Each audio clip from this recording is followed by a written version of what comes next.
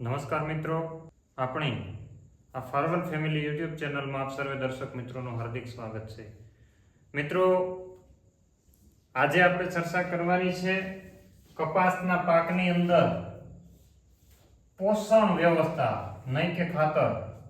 આપણે વાત કરવી છે પોષણ એટલે કે ખોરાક કેવો જોઈએ એની ચર્ચા કરવા માટે હું આપની સાથે મનીષ બલદાણિયા, કૃષિ વૈજ્ઞાનિક તરીકે કૃષિ વિજ્ઞાન કેન્દ્ર ગીર સોમનાથ કોડીનાર ખાતે ફરજ બજાવું છું. મિત્રો, સોશિયલ મીડિયાના માધ્યમથી એટલે કે યુટ્યુબના માધ્યમથી આપણે ગયા વર્ષે પણ ખૂબ સારી એવી માહિતી એ કપાસનું ખાતર વ્યવસ્થાપન બાબતની વાત આપણા ખેડૂત મિત્રોને રજૂ કરી હતી અને ઘણા બધા ખેડૂત મિત્રોના પ્રતિભાવ એવા હતા કે અમને ખૂબ સારું ઉત્પાદન મળ્યું છે, ખૂબ સારો એનો ફાયદો થયો છે. તો આ વર્ષે પણ આપણે આવી જ માહિતી, ક્યાં અમુક વાર ખેડૂતોની ભૂલ થતી હોય, હું એવું નથી કહેતો કે ખેતી કરતા કોઈ ખેડૂત મિત્રને નથી આવડતું, પણ આપણે ક્યારેક કંઈક ને કંઈક નાની મોટી મિસ્ટેક કરી દેતા હોઈએ છીએ. એ નાની મોટી મિસ્ટેકના કારણે આપણને છે ઘણીવાર ઉત્પાદન ઓછું મળે અને એના લીધે થઈ અને આપણે છે ખેતીની અંદર ખર્ચ વધારે થાય અને ઉત્પાદન ઓછું થાય એવા પ્રોબ્લેમ થતા હોય. આ ન થાય એના માટે થઈ અને આ માહિતી આપના સુધી પહોંચાડવાનો પ્રયત્ન કરીએ છીએ. સોશિયલ મીડિયાના માધ્યમ ઘણા બધા લોકો સુધી પહોંચી શકશું, નહીં કે કોઈ એક વ્યક્તિ સુધી, કારણ કે આ તો એક બહુ મોટું પ્લેટફોર્મ છે અને એની અંદર આપનો ફાળો ખૂબ સારો રહ્યો છે. મિત્રો, જે લોકો આ ચેનલ ઉપર નવા છે એ ચેનલને હજી સુધી કદાચ સબસ્ક્રાઇબ ન કરી હોય તો સબસ્ક્રાઇબ કરી દેજો. બાજુમાં બેલ આઇકોન આવશે, એ બેલ આઇકોન ઉપર ક્લિક કરી દેશો એટલે તમને જ્યારે પણ અમારા તરફથી માહિતી આવી બધી મૂકવામાં આવે એ માહિતી સટાસટ આપને મળી જાય. અને મિત્રો, માહિતી સારી લાગે અને ગયા વર્ષે જો ખરેખર ખૂબ સારું ઉત્પાદન મેળવ્યું હોય ને તો લાઇકનું જે આવું બટન આવી લાઇક કરવાનું ભૂલતા નહીં અને આ માહિતી અન્ય ખેડૂત મિત્રોને જે કપાસનું વાવેતર કરવાના છે એને શેર કરી દેજો. આજની ચર્ચા કપાસના નામે. મિત્રો, ગુજરાત રાજ્યની અંદર અત્યારે કમોસમી વરસાદ એટલે કે ઉનાળુ ઋતુની અંદર વરસાદનું માવઠું જે થઈ રહ્યું છે એના કારણે ખેડૂતો ઘણી જગ્યાએ પરેશાન છે, ઘણી જગ્યાએ એમને ફાયદો પણ થયો છે, ઘણી જગ્યાએ ઘણા લોકો વાવેતર શરૂ કરવા માંડ્યા છે. તો જે લોકો વાવેતર કરવા માંડ્યા છે એને એક અપીલ છે કે અત્યારથી વાવેતર કરવું હિતાવહ નથી, પરંતુ જે કરે એને કોઈ પહોંચતું નથી, કારણ કે એને આપણે પહોંચી શકીએ નહીં. આપણે વાત કરવી કપાસની. તો મિત્રો, કપાસના પોષણ વ્યવસ્થા, પોષણ એટલે એની અંદર બધું આવી ગયું, ઓર્ગેનિક ખાતર, રાસાયણિક ખાતર, દેશી ખાતર, કઈ રીતના એનું પોષણ બેલેન્સ થાય છે. તો આ ખૂબ મહત્વનું રહેતું હોય. એ પહેલા કપાસ શું છે ને એ સમજવું જરૂરી છે. ઘણા બધા મિત્રો કપાસની અંદર પુષ્કળ માત્રાની અંદર ખાતર નાખે છે.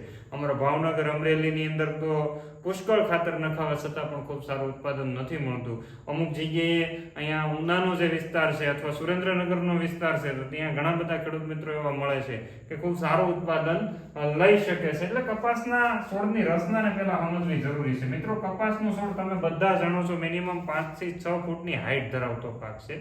એટલે જેની હાઈટ થાય એને ખોરાક સારો જોઈએ અને ખોરાક સારો હોય તો છોડ મજબૂત થાય, મજબૂત છોડ હોય તો ઉત્પાદન સારું આવે. હવે કપાસનો છોડ છે ઊંડા મૂળ વાળો છોડ છે. કેવો છોડ છે? એના મૂળ છે ઊંડે સુધી જાય. એટલે કપાસના પાકમાં આપણે ખેડનો વિડીયો મૂક્યો ત્યારે આપણે જણાવ્યું હતું કપાસનું વાવેતર કરવાનું હોય તો ઊંડી ખેડ જરૂરી છે. એટલે ઊંડા મૂળ વાળો પાક છે એટલે પોષક તત્વો છે એ નીચેથી લઈ અને ઉપર સુધી બેલેન્સની અંદર ખેંચે. નીચેથી લઈ આ જમીન હોય, આપણી જમીનનું લેયર છે તો અહીંથી લઈને અહીં બધા સુધીથી એ મૂળમાંથી ખેંચે. મગફળીની જેમ એટલામાં પતાવી દેતો નથી, પણ આખા છોડ ઘણી બધી લંબાઈમાંથી ખેંચી શકે છે. એટલે ઊંડી મૂળ રચના ધરાવતો પાક છે. બીજો લાંબી મુદતનો પાક છે. કપાસનો પાક જનરલી 7 થી 8 મહિને તૈયાર થાય. તો હવે તો ટૂંકા ગાળાના આવી ગયા, તોય 6 મહિના સિવાય કપાસનો પાક તૈયાર થતો નથી. એટલે લાંબી મુદત ધરાવતો, મગફળીની જેમ કે હાલો 4 મહિના 3.5 મહિના જેવો સમયગાળો થયો ને હાલો ઉપાડી લો, તો આમાં તો શું વધે? હાથી વધે, એમાં કઈ આપણું વળે નહીં. એટલે લાંબી મુદત ધરાવતો, એને લાંબી મુદત ધરાવતું છે. લાંબુ જીવવા વાળાના હાડકા મજબૂત હોય. કેમ મજબૂત થયા હોય? એને ઘી પીધું હતું એના જમાનાની અંદર, એને તેલ ખાધું હતું, સિંગ તેલ, કયું? કપાસિયાનું નહીં. એ સિવાય એને ગોળ ખાધો હતો. કેવો? દેશી ગોળ. અત્યારનો પીળો ગોળ ખાધો નથી, એટલે લાંબુ જીવી શકે. તો લાંબી મુદત વાળા કપાસને ખોરાકનું વ્યવસ્થાપન સારું જોઈએ. બીજું, ઊંચાઈ ધરાવતો પાક છે, મગફળીની જેમ એવડો બાટકો રહેતો નથી. આ તો ભાઈ આપણે ન દેખાય. અમુક વાર એવી પરિસ્થિતિનું નિર્માણ થતું 2011 થી 15 સુધી એવો કપાસ થતો કે આપણે હેલા તો દેખાતા નહોતા. 6 ફૂટની હાઈટ એટલે દવા માથે આવે, આમ ખેડૂતને આમ છાંટવી પડે, છતાં માથે આવે, આવી પરિસ્થિતિ હતી. પણ અત્યારે થતી નથી. એના માટે શું કરવું પડે? સંપૂર્ણ પોષણ વ્યવસ્થાપન બનાવી રાખવું પડે. હવે કપાસના પાકની અંદર આ એની બાયોલોજી થઈ. ખાતર કયું નાખવું જોઈએ? તો સૌથી પહેલા દેશી ખાતર. આપણે જ્યારે પણ યુનિવર્સિટી ભલામણ કરે છે તો એક દેશી ખાતરની ભલામણ કરે છે. મિત્રો, દેશી ખાતર ખૂબ અગત્યનું છે, કારણ કે એકલું રાસાયણિક ખાતરથી નથી થઈ શકતું. એટલે દેશી ખાતર વીઘે આપણે 2 ટન એટલે કે 1 ટ્રોલી દેશી ખાતર છે એ નાખવું ખૂબ અગત્યનું છે, જેથી કરીને છે એ સારું ઉત્પાદન લઈ શકે. હવે ઘણા સાચમાં ખાતર ભરે છે, તો સાચની અંદર પણ ખાતર ભરી શકાય, એમાં કોઈ ના નથી. હજી દેશી ખાતર ભરવાનો સમયગાળો વયો ગયો નથી. પણ એક મુદ્દો યાદ રાખવાનો છે, દેશી ખાતર જ્યારે ભરવાનું હોય સાહે, ત્યારે એકવાર સાહ પાડી દીધા એને હવે વાવેતરને 15 દિવસની વાર હોય ને ત્યારે 3 મહિના અગાઉ દેશી ખાતર તમે કપાસનું ભરી ગયો, તેમાંથી જે પોષક તત્વો હતા એ તો ઉડી ગયા. એટલે દેશી ખાતર 1 મહિનાની વાર હોય કપાસના વાવેતરની, ત્યારે નાખીને ડબલ વારીની અંદર સાહ પાડી દેવા જોઈએ. બીજું, ઓર્ગેનિક ખાતર નાખી શકાય, એ પણ ખૂબ સારું આવે. વીઘે ગયા વર્ષે આપણે 2 કિલો ઓર્ગેનિક ખાતરની ભલામણ કરી હતી. ઘણા બધા ખેડૂત મિત્રોએ આનો અનુભવ લીધો હશે, તો તમે કોમેન્ટ કરવાનું નહીં ભૂલતા કે ગયા વર્ષે તમને કેવું સારું ઉત્પાદન મળ્યું.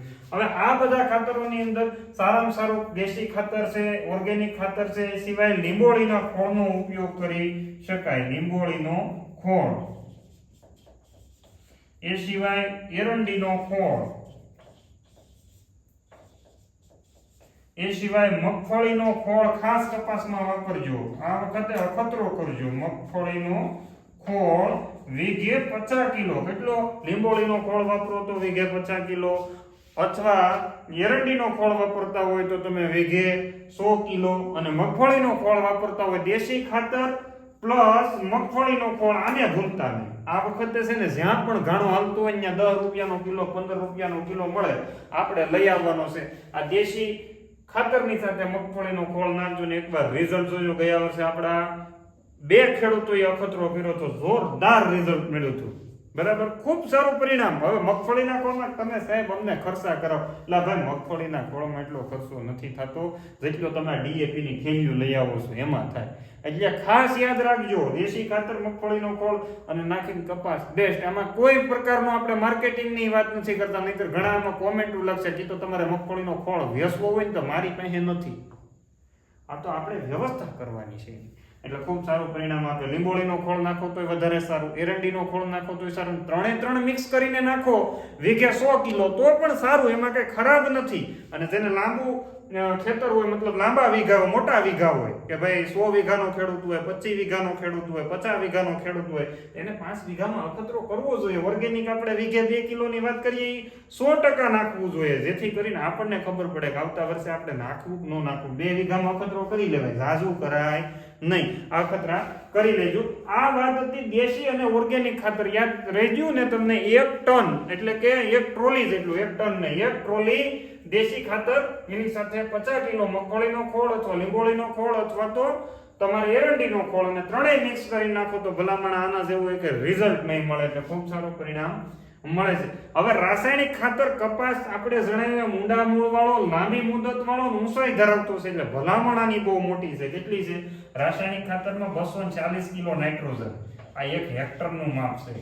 એની સાથે સાથે તમને 50 કિલો ફોસ્ફરસ, અને એની સાથે સાથે તમને 125 કિલો પોટાશ, K2O, બરાબર, kg પર હેક્ટર. આ ભલામણ છે. 240 કિલો જેટલું નાઇટ્રોજન, 50 કિલો જેટલું ફોસ્ફરસ અને 125 કિલો જેટલું પોટાશ. હવે આપણા મોટા ભાગના ખેડૂતો કપાસની અંદર ખાતર નાખે, પણ ક્યારે નાખે? કપાસ અવડો થઈ જાય, 45-50 દિવસનો કપાસ થાય, પછી એમાં દંતાળ હાંકીને ડીએપી વાવે, કોઈ NPK 12-32-16 વાવે, કોઈ 20-20-0-13 વાવે, કોઈ 20-20 વાવે, આની સાથે ઘણા બધા મિશ્રણ પણ વાવે. હવે મારો કહેવાનો મતલબ એવો છે કે બાળક જન્મે ને ત્યારે એની માતાના દૂધની જરૂરિયાત હોય. 14 વર્ષનું બાળક થઈ જાય પછી એને માતાનું દૂધ પાવાનું ન હોય, 6 મહિના પછી જ ન પાવાનું હોય. આ તો હું 14નું તમને કહું છું. એટલે કપાસ જન્મે ત્યારે જ એને શરૂઆતની અવસ્થામાં ફોસ્ફરસ, જો ફોસ્ફરસ બહુ ઓછું છે, 50 કિલો ફોસ્ફરસ 6 વીઘાની અંદર નાખવાનું છે. એટલે ડીએપી ની વાત કરીએ ને તો વીઘે 18 કિલો ડીએપી જોઈએ. કેટલું? વીઘે 18 કિલો ડીએપી. આપણે આગળ ખાતરના જથ્થાની જ વાત કરી લઈએ, બરાબર. આ એટલે આ દેશી ખાતરને તમે જોઈ લીધું છે, ઓર્ગેનિક ખાતર ને દેશી ખોળ ને બધું. હવે ડીએપી ની વાત કરીએ મિત્રો, તો ડીએપી તમારે 1 વીઘામાં 18 કિલો, 16 ગુઠાના વીઘામાં 18 કિલો. તમને એમ થાય ગુઠે 1 જ કિલો નાખવું, 16 કિલો નાખી જો, રિઝલ્ટ સારું મળશે. પણ સાથે દેશી ખાતર અને ખોળ નાખેલ હોવું જોઈએ. એટલે ફોસ્ફરસ બહુ ઓછી માત્રાની અંદર જોઈએ છે. હવે આની પછીનું નાઇટ્રોજન મહત્વનું છે. નાઇટ્રોજનના સ્ત્રોત તરીકે આપણે એમોનિયમ સલ્ફેટ નાખી શકાય, પણ અત્યારે નાઇટ્રોજન આપવાનું નથી. એની પાછળનું કારણ છે કપાસ એવડો છે, અંતર વધારે છે, છોડવાને બળ કરાવી દેવાનું નથી, કારણ કે નહીતર ભાદરવાના વરસાદમાં અને પવનમાં કપાસ ભાંગી જશે. એટલે ડીએપી નાખવું હોય તો બીજા કોઈની એટલે નાઇટ્રોજન વાળાની જરૂરિયાત નથી. હવે આની સાથે સાથે આપણે 25 કિલો પોટાશ પાયામાં નાખી દેવાનું છે. કેટલું? 25 કિલો MOP, જે મ્યુરેટ ઓફ પોટાશ આવે છે એ પાયાની અંદર. બાયો પોટાશનો પ્રયોગ કરવાનો નથી, ખાસ યાદ રાખજો. પોટાશ MOP આવે છે જે 2000 ની આસપાસની થેલી થાય છે ઈ, એટલે થેલી અત્યારે ઓલા બાયો વાળા પાછા સાહેબનો વિડિયો સાંભળીને 2000 ની કરી નાખશે, એટલે ઈ યાદ રાખજો. બાયો પોટાશનો ઉપયોગ કરવાનો નથી.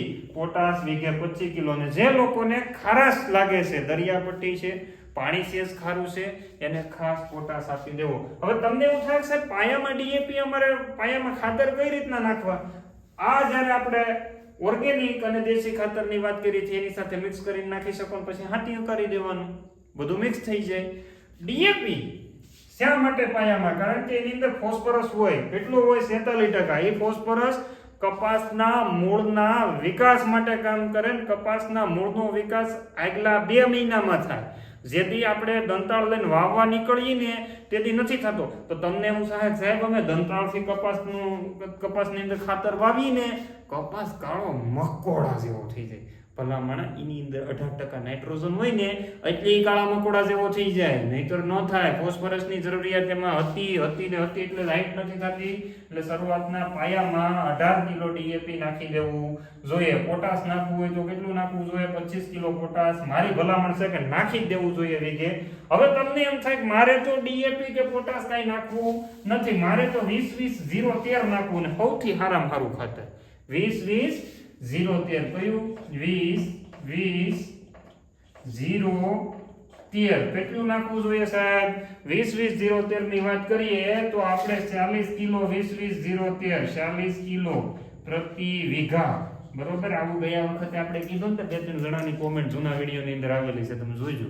એ કે એટલું ખાતર નાખી હું બાવા ન થઈ જાય. અરે ભલા માણા, આ 50 કિલો ડીએપી ની થેલી 1 વીઘામાં નાખતા મેં જોયેલા છે, તઈ બાવા નહોતા છે. અત્યારે આની અંદર કન્ટેન્ટ ઓછા આવે એટલા માટે આપણે કીધું કે આમાં 20% આવે, ડીએપી ની અંદર 47% આવે, આમાં આ 20% આવે અને 13% સલ્ફર આવે. સલ્ફર ખૂબ અગત્યનું છે છોડના વિકાસ માટે. એટલે 20-20-0-13 40 કિલો 1 વીઘાની અંદર નાખવામાં આવે તો પણ સારું રિઝલ્ટ મળે છે. અથવા ખાલી 20-20 નાખવું છે એ પણ 40 કિલો, પણ મારા હિસાબથી 0-13 વાળો જો ઉપયોગ કરો તો વધારે સારું. 0-13 વાળો આપણે ઉપયોગ ન કરવું હોય તો 20-20 ખાલી 20-20 NP જે આવે છે એનો ઉપયોગ કરી શકાય. સાથે ફાડા સલ્ફરનો ઉપયોગ કરી લેવો, એ પણ ખૂબ સારું રિઝલ્ટ આપે છે. એટલે આ રીતના કપાસના ખાતરની ભલામણ હતી. તમને એમ થાય કપાસ લાલ થઈ જાય એના માટે સાહેબ એ 45 દિવસે આપણે ઓલું વાવવાનું છે ને તો અહીંયા આપણે જણાવશું. તમને એમ થાય ઝીંક એ વાવવાનું છે ને તો અહીંયા આપણે જણાવશું. તમને એમ થાય બોરોન, એ બધું તમને તો અહીંયા જણાવવાનું છે. અત્યારે પાયાના ખાતર પાયામાં નાખી દેવાના છે, પાયા સિવાય બીજા ખાતર આપણે નાખવાના નથી. એટલે યાદ રાખજો, ડીએપી નાખો તો 18 કિલો અને બાકીનું 20-20-0-13 નાખો તો 40 કિલો, 20-20 નાખો તો પણ 40 કિલો. એટલી માહિતી આપને સુધી પહોંચાડવાની હતી. સાથે સાથે કપાસ મોટા ભાગે જે વિસ્તારની અંદર વાવેતર થાય ત્યાં ચારો હોતો નથી, એટલે મગફળીનો પાલો તો આવવાનો નથી.